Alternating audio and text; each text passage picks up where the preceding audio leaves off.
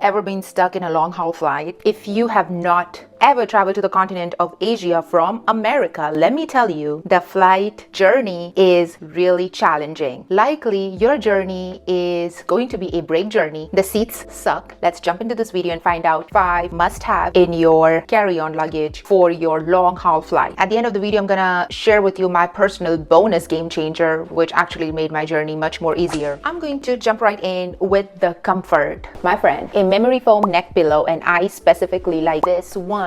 I don't exactly remember, this is so much worn down.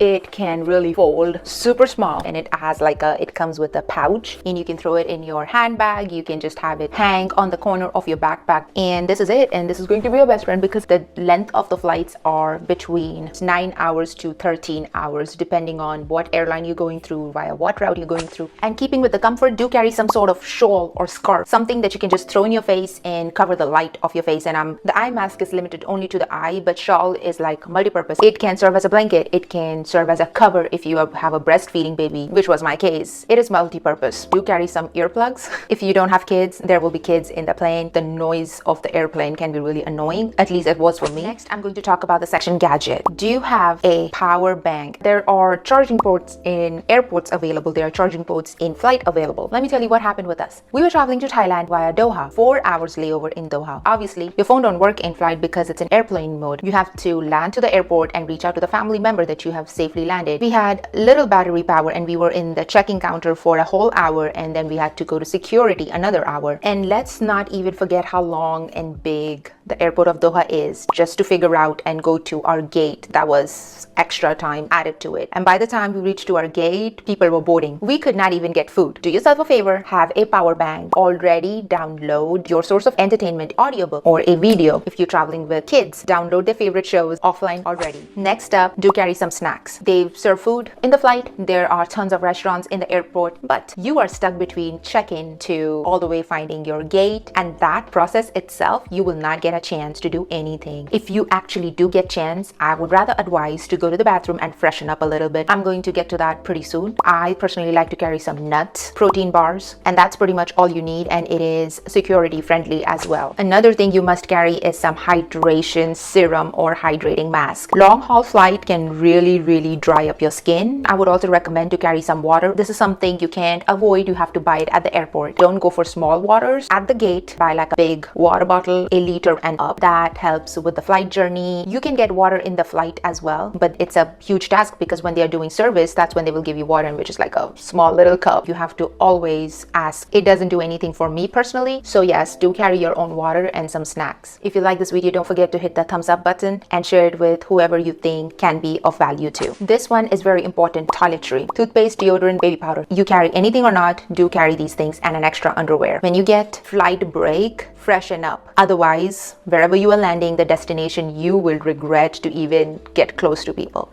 especially if you're going to a country like India, Thailand, Malaysia. It's a very hot country. You get out of the airport, you start sweating and revealing the truth.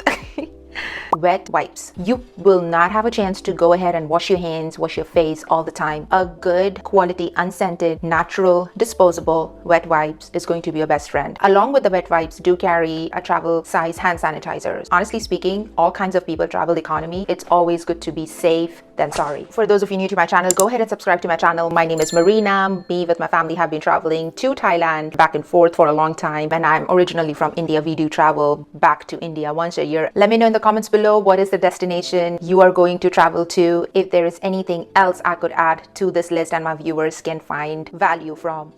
Now here's the bonus that I was talking about. There is this sling thing, which is basically to elevate your feet from the floor, kind of like a footrest. The seats are really tight. What it does is you can just attach it to the seat in front of you and you can hang your feet on top of it. And it does add to the comfort during the long haul flight. Otherwise, your feet can really swell up. I personally keep my feet empty inside the flight, take off everything and try to elevate it on top of something. I would say wear slip-ons, something which is very loose, airy and breathable. Other Other than that, there are tons of essentials you can add on depending on your personal need, perfume or moisturizers or a certain type of water bottles. But personally, I feel like this list is hands-on essential and you can't just miss out on these. Otherwise, you will be really struggling with the long flight journey. After this video, go ahead and check out my video regarding 5 essentials to bring to Thailand if that's your destination. Those essentials will be very helpful to most of the countries in Asia if you're traveling for the first time. Until next time, thank you.